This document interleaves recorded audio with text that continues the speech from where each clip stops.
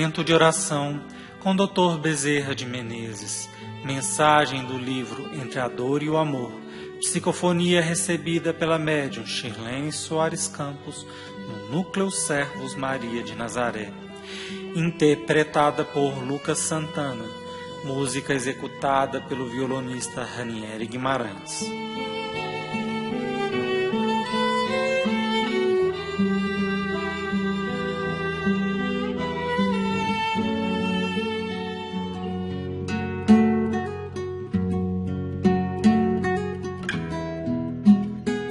Semear o bem. Podemos oferecer educação para as criaturas, para os filhos. Podemos oferecer trabalho cristão. Podemos oferecer segurança. Tudo que possuímos podemos doar. Mas jamais, num lar ou numa instituição, por mais que se dê trabalho e evangelho, conseguiremos mudar os objetivos, dar significação à vida das criaturas. Porque, meus filhos, absorver ensinamentos, compartilhar a luz, crescer moralmente e espiritualmente, dependerá sempre de cada um, independente daquilo que se faz. Por isso é que Jesus disse que nós devemos semear, mas que o Senhor é que é o dono da colheita. Por quê?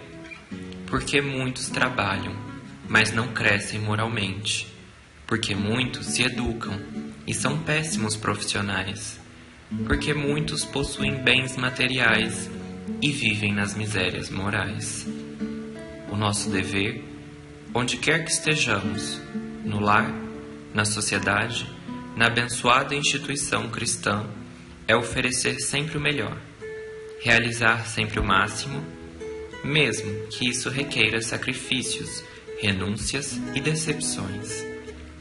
Mas procuremos ver que a colheita será sempre do Senhor e do plantio espiritual de cada um, porque cada um responde pelas suas ações, e nós responderemos sempre por aquilo que fizermos de melhor.